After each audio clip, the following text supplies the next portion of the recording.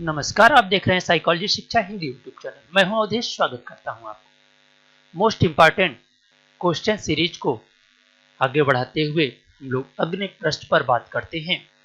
तो यहाँ पर सूची फर्स्ट को सूची सेकंड से मिलान करना है। सूची फर्स्ट में प्रयोग है और सूची सेकंड में प्रयोगकर्ता के नाम है।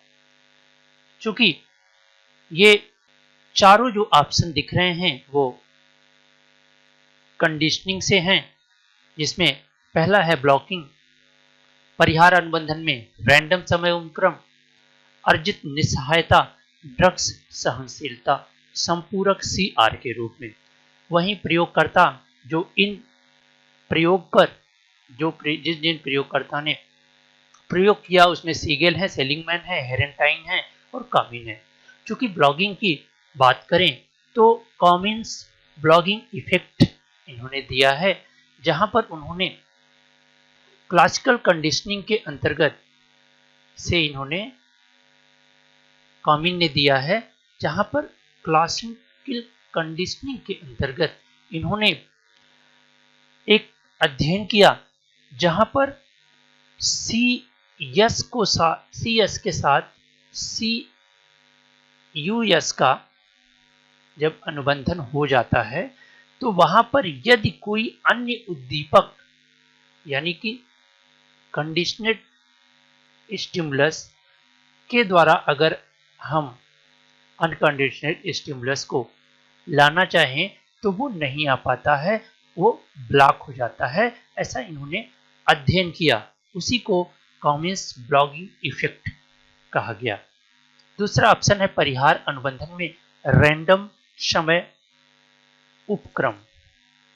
यह अवॉइड लर्निंग से संबंधित है, जिसे हेरेंटाइन तथा हाइलाइन ने दिया है। यानी कि ये जो दूसरा है ये भी कंडीशनिंग से संबंधित है और चूहों पर ही किया गया जो परिहार अनुबंधन है, यानी कि सीखी गई अनुक्रिया को छुड़ाने के लिए इन्होंने ये प्रयोग किया। तीसरा जो ऑप्शन है वो बहुत ही महत्वपूर्ण अध्ययन है अर्जित निस्सहायता का, जिसे किसने दिया? मार्टिन सेलिंगमैन ने दिया है। सेलिंगमैन जो कि एक अमेरिका के मनोवैज्ञानिक हैं, इन्होंने एक कुत्ते पर प्रयोग किया था जिसे एक ऐसी परिस्थिति में रखा गया था जिसके फर्श पर बिजली का आघात दिया जाता था। धीरे धीरे कुत्ता उस बिजली के आघात को सहना सीख लेता है, क्योंकि वहां से उसे बचने का कोई रास्ता नहीं होता है। फिर बाद में उसे एक ऐसे शटल बॉक्स में रखा जाता है जहां पर 2 खाने होते हैं, एक में तो बिजली का करंट आता है, एक में नहीं आता है। यहां पर रखने के बाद ये देखा जाता है, कुत्ता यहां पर रहता है तो ये देखा जाता है कि जब बिजली का झटका आता है तो कुत्ता अगर चाहता तो कूदकर इस शटल बॉक्स में जा सकता था और अपने आप को बिजली के झटके से बचा सकता था। लेकिन उसने ऐसा इसलिए नहीं किया क्योंकि वह सीख चुका था कि इस जो समस्या है उसे बचा नहीं जा सकता है, यानी कि हम निस्सहाय हैं, वह अर्जित कर लिया था। उसी को लर्न हेल्पलेसनेस कहा जाता है। आप एक बहुत ही महत्वपूर्ण कहावत सुने होंगे, हे प्रभु हमें उन चीजों को सहने की शक्ति देना जिसे हम बदल नहीं सकते। तो यहाँ पर वही कहावत लागू होती है जिसे सेलिंगमैन ने साबित किया था। चौथा ऑप्शन है, जब आप 3 ऑप्शन सही कर देते हैं तो चौथा बहुत ही आसानी से आप बता सकते हैं कि सिंगल ने यह प्रयोग किया था ड्रग सहनशीलता संपूरक CR के रूप में, यानी कंडीशनल रिस्पांस के रूप में। इन्होंने भी किस पर अध्ययन किया? चूहों पर ही अध्ययन किया, जहां पर वो ड्रग्स को देकर एक निश्चित वातावरण में उसकी अनुभूति कराते थे। उसके आधार पर इन्होंने ये प्रयोग किया था। तो इस आधार पर आप देखेंगे कि जो ऑप्शन सही हो जाता है वह डी सही होता है, यानी कि ऑप्शन डी सही हो जाता है। आइए हम अगले प्रश्न पर बात करें।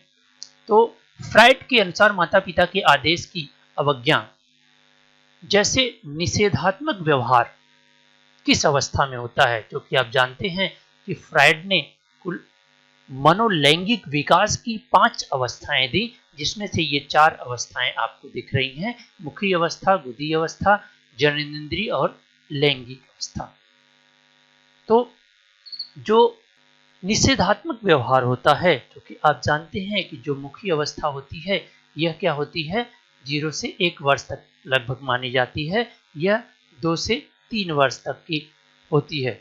वहीं जो फेलिक स्टेज होता है, जो लैंगिक अवस्था होती है, वो 4 से 5 और जेनेरिक अवस्था वो लगभग 13 वर्ष में मानी जाती है। और यही वह अवस्था होती है जहां पर बालक में जो निषेधात्मक व्यवहार देखने को मिलता है वह कहाँ मिलता है, फेलिक स्टेज में मिलता है, यानी कि जो ऑप्शन डी है वो सही हो जाएगा। अगले प्रश्न पर बात करें तो स्मृति प्रक्रिया में किस बिंदु पर वृद्धि अत्यंत कम संभव होती है। अब देख सकते हैं, कूट संकेत, अवधारणा, भंडारण और पुनः प्राप्ति। तो इस तरह से 4 ऑप्शन दिए गए हैं स्मृति की इकोडिंग, स्टोरेज एंड रिट्रीवल। तो यहां पर भंडारण में, यानी कि ऑप्शन बी सही हो जाएगा कि भंडारण में वृद्धि बहुत ही कम संभव होती है।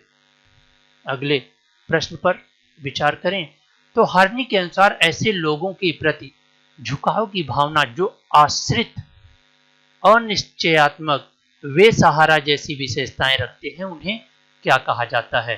आप अगर हार्नी के सिद्धांत को पढ़ा होगा तो हार्नी ने मुख्य रूप से 3 तरह के व्यक्तियों की बात की। एक ऐसे व्यक्ति जो कि अलगाववादी, द्वेष भावपूर्ण प्रकार और आज्ञाकारी प्रकार, इन 3 तरह के प्रकार उन्होंने दिया था, जिसमें से प्रश्न के अनुसार आश्रित और अनिश्चयात्मक वे सहारा जैसी विशेषताएं किसमें होती है, आज्ञाकारी प्रकार में होती है। अगले प्रश्न पर बात करें तो यह स्मृति से जुड़ा हुआ क्वेश्चन है, रूपरेखा, मेटा स्मृति, ह्रास और अधिग्रहण। तो आप आसानी से बता सकते हैं, रूपरेखा जैसा कि स्कीमा को कहेंगे, मेटा मेमोरी, ह्रास तथा एक्विजिशन। तो सूचना के उपभोग नहीं होने की स्थिति में क्रमशः कमजोर होकर याद करने में मदद नहीं करता। ये क्या है, अब आप देखेंगे कि यहां पर कमजोर होकर याद करने में, यानी कि ह्रास की बात कर रहा है। अगले ऑप्शन पर भी विचार करें कि किसी विषय पर संगठित समूह का ज्ञान होना, संगठित समूह का ज्ञान, यानी कि किसी विषय पर संगठित समूह का ज्ञान होना, ये स्कीमा को इंगित करता है। अनुभव के आधार पर अपनी स्मृति के बारे में ज्ञान, अनुभव के आधार पर अपनी स्मृति के बारे में ज्ञान, यानी कि ये मेटा एनालिसिस, मेटा स्मृति। और अधिग्रहण यानी कि सूचना प्रत्यक्षीकरण की प्रक्रिया। अब आप आसानी से इस ऑप्शन को का मिलान कर सकते हैं कि जो अधिग्रहण है वो सूचना के साथ जुड़ा हुआ है, मेटा यहाँ की आप देख रहे हैं जो रूपरेखा है वह किसके साथ जुड़ी हुई है, स्कीमा के साथ जुड़ी हुई है। रूपरेखा स्कीमा के साथ, मेटा स्मृति और ह्रास जो कि आप देख रहे हैं कंपोनेंट के साथ। इस तरह से ऑप्शन ए सही हो जाएगा। अगले प्रश्न पर विचार करें तो नैदानिक परिस्थितियों के लिए शब्द साहचर्य विधि का विकास प्रथमतः किसने किया। अब 2 बातें यहां पर निकल कर आ रही हैं। शब्द साहचर्य विधि का पहली बार प्रयोग किसके लिए, नैदानिक परिस्थिति के लिए किसने किया।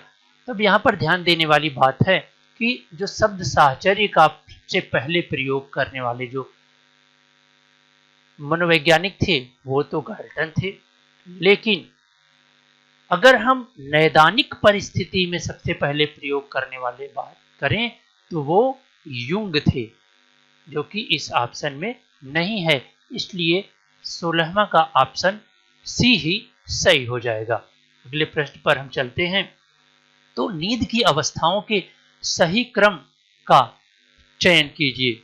नींद की अवस्थाओं के सही क्रम का चयन करना है, क्योंकि आप जानते हैं कि नींद की एक निश्चित अवस्था होती है, एक निश्चित क्रम होता है, एक सीक्वेंस होता है। उसी के आधार पर नींद की अवस्थाओं को बांटा गया है, जिसमें से ईईजी तरंग धीमी तथा लंबे होते हैं, जिसमें तरंगों उच्च बारंबारता की बौछार भी होती है। यानी कि 12 से अगर 16 हर्ट्ज है तो यानी ये जागृता अवस्था होती है। दूसरा, ऊर्जा उत्पन्न करने वाली रासायनिक प्रक्रिया सबसे कम स्तर पर पहुंच जाती है, तो ये नहीं ठीक है। ये दूसरा, अगर ये जागृति अवस्था है तो दूसरी अवस्था ये होनी चाहिए। तो इस हिसाब से आप अगर मिलान करें तो 1 फिर हो जाएगी 2 और 3 और 4, ठीक है। तो ऑप्शन जो हो जाएगा वो 1, 3, 2 और 4। 1, 3, 2 और 4 किसमें है? ये डी सही हो जाएगा। अब चूंकि आप जब नींद की अवस्थाओं को पढ़ेंगे तो आप उसमें देखेंगे कि जो 12 से 16 हर्ट्ज होता है ये जागृति उत्तेजन की अवस्था होती है, और धीरे धीरे जब जम्हुआई आने लगती है तो वह अर्ध निद्रा की अवस्था होती है, वह जस्ट इसके बाद की अवस्था होती है। लेकिन जब नींद आ जाती है तब जो तरंगे होती हैं, जो डेल्टा पूर्णतः डेल्टा तरंगे बनने लगती हैं, और जो हर्टेज होता है वो 1 हर्टेज, तरंग दैर्घ्य जो होती है वो 1 हर्टेज की हो जाती है। लेकिन जब नींद की अंतिम अवस्था आती है तो तरंग दैर्घ्य 1 से 3 के साथ ही रहती है, और नींद, इसे रेडिव आई मूवमेंट कहते हैं, वहां पर तरंग दैर्घ्य फिर से बहुत तेज हो जाती है, जो खासकर आप स्वप्न देख रहे होते हैं। तो इस प्रकार से डी ऑप्शन सही होगा। अगले प्रश्न पर विचार करें। एक 6 वर्ष की बच्ची की मानसिक आयु 7.5 वर्ष है, उसकी बुद्धि लब्धि क्या होगी? आप आसानी से इसे निकाल सकते हैं, क्योंकि आपको पता है कि जो बुद्धि लब्धि IQ का जो सूत्र होता है वो मानसिक आयु बटा वास्तविक आयु गुणे 100 होती है। तो आप आसानी से निकाल सकते हैं कि मानसिक आयु इस बच्चे की कितनी है? 7.5 वर्ष बटा 6/100। तो इस आधार पर आप कैलकुलेशन करेंगे तो वह जो आंसर आएगा वो 125 आएगा। अगले प्रश्न पर बात करें, जो कि फिजियोलॉजी से है। सुषुम्ना, थैलेमस, लघु मस्तिष्क, हाइपोथैलेमस, ये मिलान करना है सूची फर्स्ट से और उनकी क्रियाओं से। सुषुम्ना की क्रिया, थैलेमस की क्रिया, लघु मस्तिष्क क्रिया, हाइपोथैलेमस क्रिया। संवेग और सम स्थिति बनाए रखने के लिए, संवेग और सम स्थिति बनाने वाले जो मस्तिष्क के अंग होता है वो होता है हाइपोथैलेमस। मुद्रा, सहज क्रिया और श्वसन क्रिया के लिए जिम्मेदार कौन होता है? वो सुषुम्ना होता है। आने वाली संवेदी सूचना के लिए विस्तार प्रकार, यानी कि एक तरह से प्रसारण केंद्र किसे कहा जाता है? वो कहा जाता है थैलेमस को। और क्रियात्मक रखरखाव से संबंधित, क्रियात्मक रखरखाव से संबंधित वो है लघु मस्तिष्क। अब आप देखेंगे तो जो ऑप्शन बन रहा है वो बन रहा है 3, 2 है, 2, 3, 4 और 1। अब इसमें 2, 3, 4 और 1 ऑप्शन बी सही हो जाएगा। अगले प्रश्न पर चलें तो स्केटर एंड सिंगर द्वारा प्रतिपादित करा है कि संवेग का अनुभव संबंधित है। आप जानते हैं कि संवेग का सिद्धांत स्केटर और सिंगर द्वारा दिया गया, जिसे दो कारक सिद्धांत भी कहा जाता है, टू फैक्टर थियरी भी कहा जाता है। किसके सिद्धांत को? स्कैटर एंड सिंगर के सिद्धांत को कहा जाता है। और इनका मानना है कि जो संवेग उत्पन्न होता है वो एक साथ दो कारकों से उत्तेजित होता है। एक तो शारीरिक उत्तेजना और उसका सांवेगिक व्याख्या, इस आधार पर संवेग की उत्पत्ति होती है। तो जो ऑप्शन सही हो जाएगा इस आधार पर आप देख सकते हैं, तो ऑप्शन होगा शारीरिक परिवर्तन और परिस्थिति की व्याख्या। तो ऑप्शन डी सही हो जाएगा, क्योंकि ये जो इन्होंने जो सिद्धांत दिया था वो 1962 में दिया था। आज के लिए बस इतना ही। आपको यह व्याख्यान कैसा लगा कमेंट करके अवश्य ही बताएं। साथ ही साथ अगर अच्छा लगा हो तो इस चैनल को कर दें लाइक और चैनल को करें सब्सक्राइब, ताकि आने वाली सभी वीडियो की इंफॉर्मेशन आप तक पहुंचती रहे। बहुत बहुत धन्यवाद।